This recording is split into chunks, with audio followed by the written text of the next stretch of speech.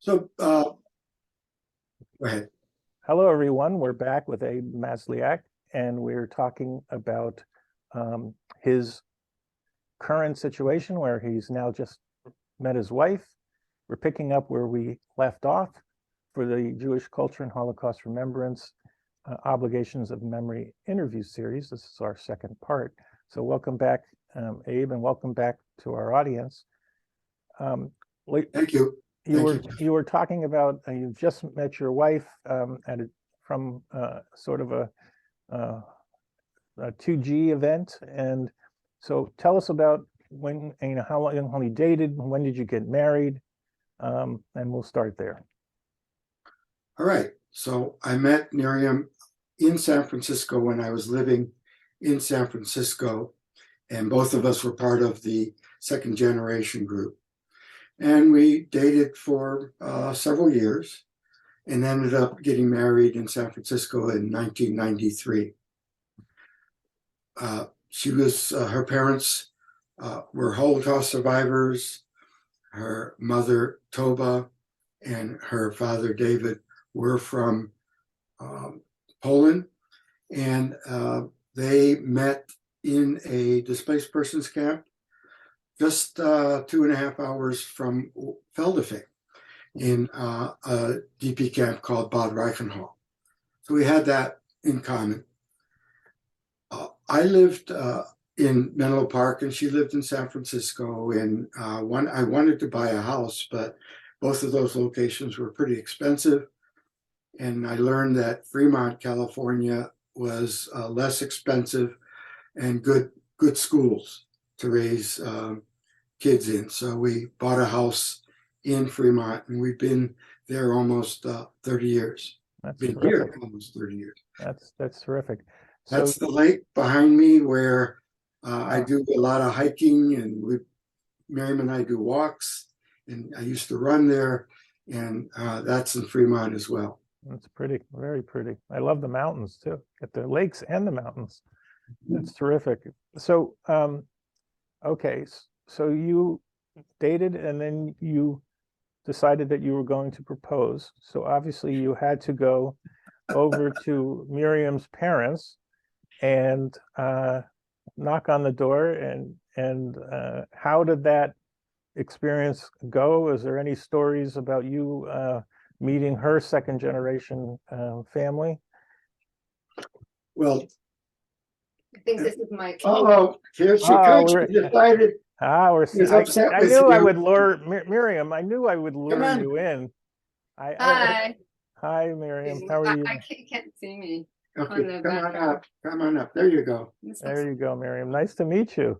Was she there? Hi, nice to meet you. Isn't it funny that you don't want to be talked about without being on screen? So here you go. So now, the door is closed. I just just happened to be walking by, so I just wanted to say hi. Well, that's always a good excuse. I'll leave you have that excuse. So you have, I just asked Abe that you're in the process of dating, and he's decided that he's going to propose, and obviously you want to bring him to your family, who are also 2Gs. You're a 2G and have Holocaust survivors. So I just asked what it was like for you to experience having him come to meet your parents. Well, my mom, I'm looking at the background, so I'm like looking at an empty screen. All right, don't worry about the background. I can see you fine. Well, unfortunately, my father died when I was 16, which was really traumatic. So, he met my mom, who was, I think, pretty thrilled. I mean, I enjoyed being a single and, living and working. I was working in, had left teaching. I was working in nonprofit PR for Children's Hospital and Volunteer Center, I think, previously. Right. And so, I really wasn't really looking to get married. I remember after dating, I think about 2.5 years, Abe said, so, and, we were living in 2 different cities because I didn't want to move to where he was living and so on. And he said, well, don't you ever think of getting married? And I said, yeah, sure, one day, And then I think that was, so we had been dating, I think about 2 years at that point, off and on. I mean, he was traveling the first year he traveled. So we, we were just very casually dating. I remember that first year. And then we started, going back and forth, visiting on weekends and so on. And then when he said that, I think about 6 months later, he proposed. So, Okay. So what were your memories of going to see her parents? oh, my mom, yeah, Yeah. my mom. Ron, Well, sorry. she was a wonderful woman, very energetic, a lot of fun to be with, a little strict on Miriam, but I didn't No? live with her, so I loved her pickles. She Yeah. made the best Yeah. pickles in the world. So Miriam, how many siblings do you have? I just have one older sister who's And Yeah. are you Yeah. close? Are you close? she's a very unique personality. We'll just put that. So did you seek her advice on Abe, or No. no? Okay. No, she never got married. So All right, so I'm going to reverse the question. So now, Abe, you're bringing Miriam into your parents' home. What was that reaction, and how did you feel? I'll ask Abe to go one, and then I'll ask you, Miriam, how you felt about it. Well, I was really lucky because I left, as I told you earlier. I was living in California and they were still in the Chicago area. So I got away with a lot without them knowing it. But when they did visit, they enjoyed meeting Miriam. And I think it was great. They also met Toba, and I don't recall anything except they were just so happy that I got married and finally, and we had a family. And how about you, when you visited Miriam? What's your recollections of his parents meeting you? they were really, very nice and warm and thrilled because they had given up on Abe. He was in his 40s, mid 40s, so at the time. And that's basically it. So Okay, go ahead. how about your sister and your brother? My sister and brother? Yeah. Well, again, they were in Chicago, and my sister didn't think I would ever get married. And both of them were pretty happy that I did. And we were all together for our wedding. And I see them every once in a while, but like I said, we're not that close. Okay, so now we're taking us the next step, obviously, and I hope you stay with us, Miriam, because Okay. you're going to have plenty to say in this next part too. So you're now getting married. You're both. So tell us a little about your children. When did you have your child? And I want to eventually get to the point where how you steered his success. So let's talk a little bit about your family and growing up, bringing him up. And I also asked Abe about trauma that you may have had when you were growing up. Did you experience any trauma from your parents' Holocaust experience? Not really. I mean, when I grew up in Montreal, so my parents had, at that time, there were a lot of other Jewish survivors, living there.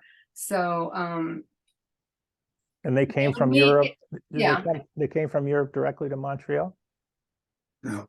Oh, my parents, no. My parents met, I don't know how much I told you because I was in In a DP camp in Bad Reichenhall. Yeah. I mean, they met there, and not initially. My mom actually, I don't know how she got credentialed there, or whatever. We have a certificate, and so she actually taught. We have lots of pictures of her teaching the younger kids there, and because she was in her mid-20s, I think, at that time. Only from her immediate family, only her and her sister survived. And so she was teaching there, and she said that I was like her. I was kind of picky about like getting married and who I was going to marry. And so then she met my father. My mother had been in Auschwitz, and she had been in the Lodz Ghetto and Auschwitz and all that. My father he was a little bit older, so he had, I think, gone to the Ukraine and worked, and somehow was put into the Russian army. That's all I know. He never talked about it. He was a very quiet intellectual type. My mother was also very intellectual. She spoke like 8 languages. And so, I don't know. I was much younger, and they didn't talk that much about my older sister either. So I just have bits and pieces that I know, and I don't really know that much. When your parents did, what careers did they have? Well, my father. Okay, so they went. Okay, after Bud Hall, I think they met, they got married. She was pregnant, and then my father did have 2 surviving older siblings who had left, Poland, that area earlier, or were hidden. I don't know the whole story, or hiding, or partisan. I'm not sure. Mm-hmm. And so they went to Israel. His 2 older siblings, and his older brother had had a family. He had a family actually, I think, before the war. That wife, I think, died, and then he got remarried in Israel. His other sister never got married. She was like an intellectual and worked for the government or education. So because of that connection, they were able to go to Israel. Okay, so they flew there, and my sister was born there. And then it was really difficult to make a living there. They were living in tents, they said, it was really a difficult time. So they knew someone who vouched for them to come to Canada. So they went to Canada, and a year or so after that, I was born there. And so I think that was like and in the 50s. And then they emigrated to the States because my mother's surviving sister lived in California, in San Francisco. So we moved here in the mid 60s. I gotcha. Okay. And my parents, what they did, in Canada, my mother was a homemaker because she had kids, but she earned extra money. She was really good with sewing, and she did all the little, she would take home, for little kids' clothes. She embroidered all the little animals and all of that.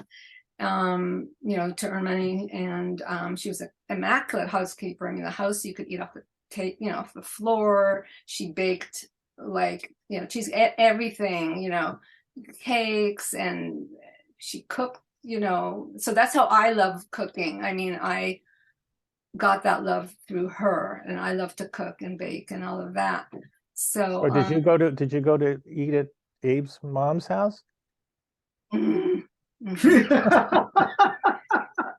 I heard some stories. That's why I'm asking. We talked about that. After we got married, we went back to the old house, their old house right after, and it was nice. I heard some stories. That's why I had to set you up with that story. So yeah, but everyone knows. I mean, Abe, everyone knows. All my friends, my Jewish and non-Jewish friends, would ask for my mother's honey cake recipe. This, this. They'd come over for for chicken soup and egg noodles or matzo balls, depending on the holiday, and so on. So anyways, in Montreal, my dad didn't have that. He was really, he was an intellectual type, but he didn't have the schooling to prove it. So I think in Montreal, he worked at a really nice, it was like a butcher shop, but where I think he was the only Jewish person, so it was a little hard on him. But they wore white coats, and it was like a nice showcase, and it was in the old part of Montreal and stuff. And then when they came, they had an opportunity to move here and to go into business, owning a deli in San Francisco with my aunt and her husband. Unfortunately, my father had a sudden heart attack and died 5 years into that, and then they took over the business, and my mother left and became a See's candy sales lady for many, many, many years. Oh yes, Warren Buffett owns See's Candies now. We love See's, so but that's basically it. And then so let's talk about your birth of your son. So when did that happen? 1995. Okay. my son was 1990, so we only have one son as well. He's living in New York City. So tell me a little bit about his upbringing and how it related to your parents, both of your parents. A lot of the people I speak with indicate that there are things that naturally come out of our parents that are part of the things that we don't know what we're doing to our children. So do you have any recollections? Were you kind of like fearful of your overprotective helicopter mom? Probably, a little overprotective. A little. No, you too, but because you only have one. But our main thing to him, and Abe will vouch for that. We always said to him, we don't, like when it came to school, we just want you to do your best. We never pushed him if it was an A or B or any or C, whatever. He himself wanted to do his best, so he was always a really good student and so on. And he he kind of took the ball and ran with it. He lived abroad. He took us abroad. So what was it like for you when he decided that he was going to go to college? How did you deal with your only son leaving the nest? Where did he go to college? And how was that all about? What did that feel like? Well, the interesting, we knew we would miss him, but on the other hand, we knew it was time for him to spread his wings. And when he applied for colleges, I said, go apply anywhere. We really did say that, but for some reason, maybe because we had been such an insular family, three so much, he wanted to stay in California, or maybe because of the weather. So he applied and just accepted UC Santa Cruz, which is only an hour away. Yeah, nice. Yeah. About an hour. Yeah. But we didn't go that often. I mean, we really didn't go down and visit him that often. Just, we really wanted him to. Well, I'll tell you, we lived in Allentown, Pennsylvania, and I know I started off in Camden, and Philadelphia is only about an hour away from Allentown. So when we were going to look for colleges, my mother we went to Philadelphia, and my mother wouldn't allow me to go to Philadelphia. She was scared to death of a big city like that, because we were in a small little town of, compared to so when I actually went to Temple University, and when we finally went to Temple University, we went through the gate from the city to the university. She said, okay, here you go. And you have to come home, because I plan on doing your laundry, because I know you won't be able to do your laundry. So I will see you on the bus every week or every 2 weeks for you to bring home your laundry, and I'll be happy to do that. Now, what's really amazing about my mom, that laundry went all the way to age 30. Wow. So my mom and dad actually gave me the first money to live. We lived in a twin in Allentown, and that twin is like we share a common wall. And my parents didn't want to have anybody they didn't like or know, or noisy or whatever. So when I graduated from college, they made it available. That house became available, and they made it available for me to be able to own it. And I went in. So my first house was right next to my parents. Wow. Now that dating with that situation was quite difficult. Yeah. And my mother would look out the window looking for my car after I would return on a date to see whether I was coming home with anybody, and just who and when and other. So we were not anywhere near that extreme. No. So the fact is, this is all the trauma that I lived with, that I didn't know I had any of it. So when I met my wife Myra, who I said we've been married 36 years, and she came to the house, she knew my parents were living next door. Oh, wow. It was quite something to get her even to come into the house, because she knew that she was being spied upon. So my mom would look out the window, peeking through the curtains to see what was going on. So your son now lives in California? Yeah, he lives in He does. He doesn't. San Francisco. San Francisco. He's a senior software engineer, of course. Yeah. And who does he work? Everybody. Who does he work for? Are we allowed to say? Home Connect. It's a profit-making company that's It's a online. startup. It's a startup, and they help Very the successful. environment by having people turn off their electricity for an hour at a time to reduce the consumption of power plant. Okay. Is he married? Is he married? No, he's single. He's single. Okay. So if he was on this call or on this Zoom with us, what would he say to his being brought up by second generation Holocaust survivors? Did he know his grandparents? Right, he did. Okay. He And was so really what close would to my mom because she would come. She was only an hour away, so she would come visit when he was little. But she died when he was 10, so it was painful. Right.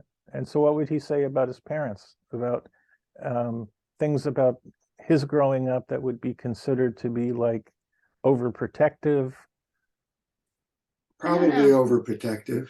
I mean, But we, like Miriam said, we let him go to college away from home, and in high school he yeah. went abroad. He was one of only 8 students who went to France. Remember, we let him.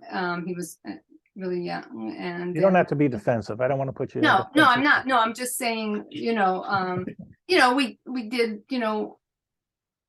Watch him and do the normal things. Maybe I don't know if we really ever his friends over and stuff. So we weren't.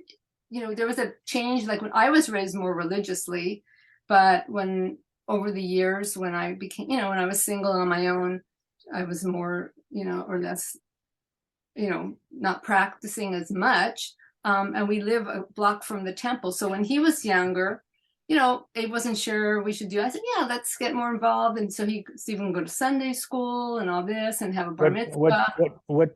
Are you conservative? It's reform? Okay. Yeah, it's reform. So we're not, more reformed now. But my mom she was more like conservative than Orthodox, but she was raised, I think, Orthodox. My mom was raised Orthodox also, but my father, who you weren't part of this, but he escaped Nazi Berlin and at age 15 went to Israel, was really not. Wow. His idea of the Passover Seder was Baruch atah Adonai, let's eat. And my mother was so into the Passover that she would love to have done the feathering and the hummus and everything, but my father had no tolerance. So my mother had to give up most of all of the customs that she grew up with. And I used to hear stories about these customs as well, but none of those existed in our house growing up. So I remember doing that. Actually, when Steve was little, I did that. I remember with the chametz about you look for the pieces of bread and that's right. And then at a certain age, and especially once he was, out on his own, I didn't do that. But I think one time he said, "Well, aren't you going to do that?" So one thing I think, Jeffrey, I wanted to point out is that his grandparents, I think, made a big impact on him. That the story of Leon and Lola and Toba. So I think his life has been impacted by him being a third generation. And, if we have time sometime, talk about when he decided to go to Poland to see Miriam's mother and my mother's towns. Well, we have time. So do you want to tell us? All right. So when he went to study abroad in Bordeaux, France, in his for a semester. In college, sophomore year in Santa Cruz, and he decided he wanted to go to Poland, and we thought that was not going to be very safe, and to go by himself. So I arranged to go with him and get a guide, and we ended up traveling, going to Warsaw and visiting that. It turned out our rabbi happened to be in the same place at the same time. What a coincidence. Yeah, it was a group, I think it was a group of rabbis Yeah, who were group of there rabbis. for some event, and they went, well, what are you doing here? What are you doing here? Anyway, That's amazing. so we first went to Locke's, where Miriam's Lost. mother, Lost. Lox is with bagels. That's different. Oh, okay. Where Miriam's mother, Toba, was raised, which is on the west part of Poland. And we actually thought we saw the apartment or house because Miriam remembered the street and the square. And Were you along Miriam too with her? No, I had some major health see. issues, Okay. and so I couldn't go. But when they said they were there, I texted, and then I talked to a cousin who kind of confirmed my thoughts on where this house was. Because my mother's parents had been, even though they were religious and all that, they were well known in the community. They were like grain merchants or something, and they'd always have people coming and help people out. And so their house or apartment was right across from the square, and I remembered the number, and I texted him, and but they weren't brave enough. If I was there, I would have knocked on the door. And then from there, Miriam got a text. I mean, we got a text from Miriam that her cousin family went through the experience of Pelmno, which is North Poland. You know the story about them being put into trucks and gassed to death. So, turned out that it was late in the evening. It was getting dark, and it was almost a 4-hour drive north. But we decided to go ahead and do it, and we ended up in Pelmno, and with flashlights, we went and visited, and we found the plaque monument. The monument that Miriam's, who was it exactly? Well, our family, my cousin's family and Sam's family had helped erect this huge monument. It has the names, the family names. And there were other family members in other plaques who used that to commemorate their family members who were, murdered via the Chelmno, the killing fields, the gas trucks and all that. So that was quite an experience. We ended up then going down to Krakow, south of Poland. And before we went to Auschwitz, we headed east up to Szysłowicz, where my mother family lived. And there was nothing there. I think there was a parking lot. The names of the streets changed, and so it was difficult. But we found a historian who was not Jewish, but spent a lot of time trying to recreate and keep the history of Jewish Szysłowicz going, and preserved the cemetery there, had a plaque made about the big synagogue that was across the street. So, and then she actually had records of the school children during my mother's time there, and we looked through the records of all the kids, but unfortunately she was in a different class. So that was a good experience to meet locals there that actually cared. So about. Can you share a little bit about your trip to Auschwitz? Then we went to Auschwitz. It was a very difficult trip.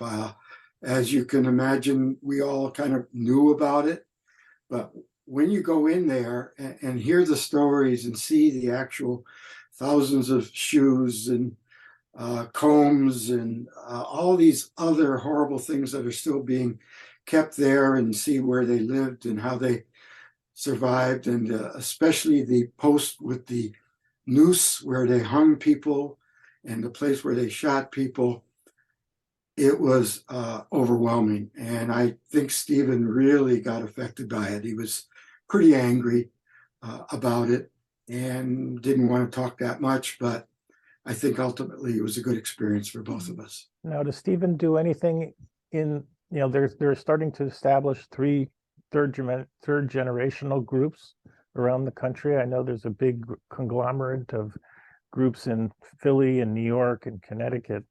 Is there anything that he's starting to understand, to speak out and to teach on the lessons of the Holocaust?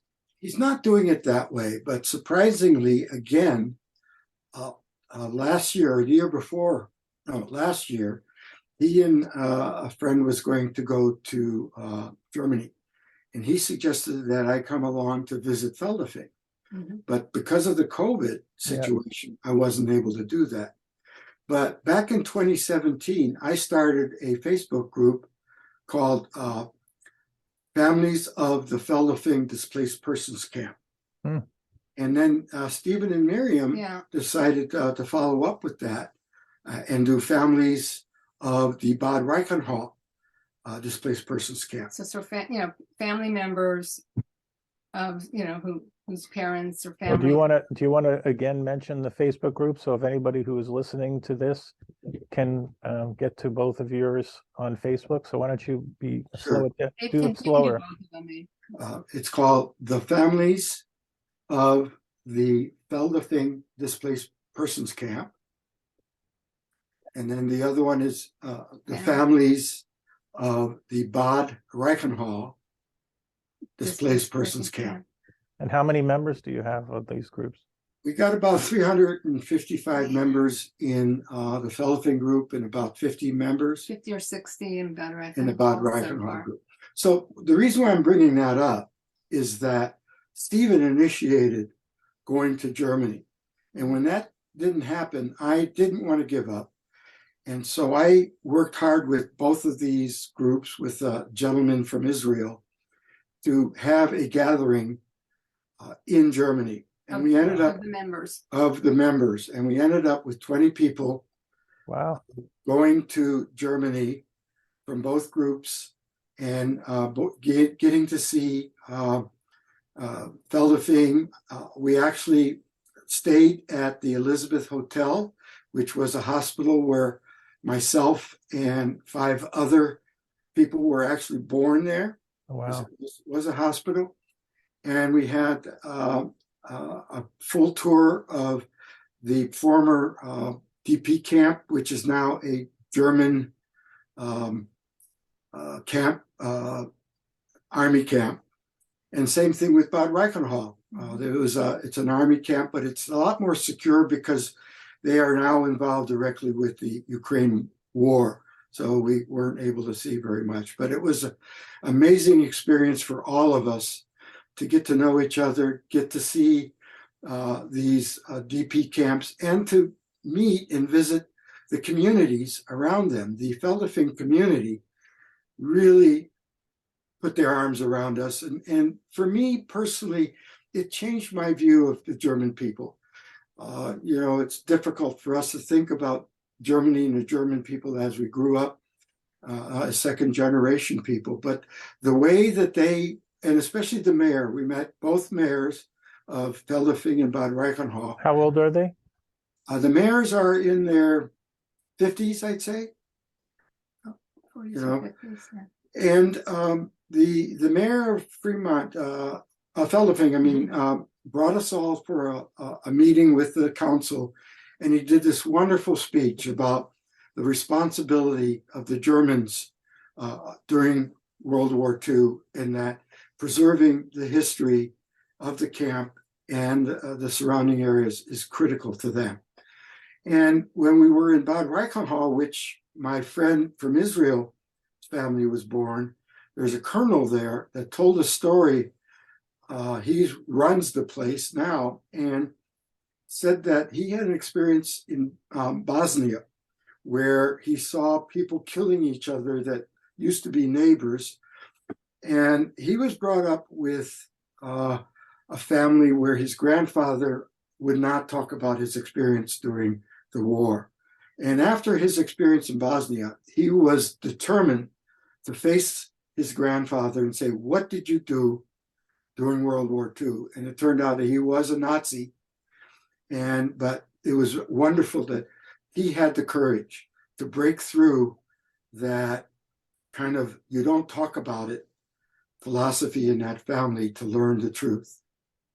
Well, I think it's a wonderful experience. Yeah, well, I think that's a great place to park and end our interview. And I'm so pleased that Miriam, that you came in at the end. So I think you I didn't want to interfere, but you kept saying, "Where is she?" So. Yeah, no, I think it just takes this whole thing up to a 10x more interesting engagement when I can bring in the relatives and you can get a juxtaposition of different points of view. So I'm really happy that and honored that you joined. So thank you so much.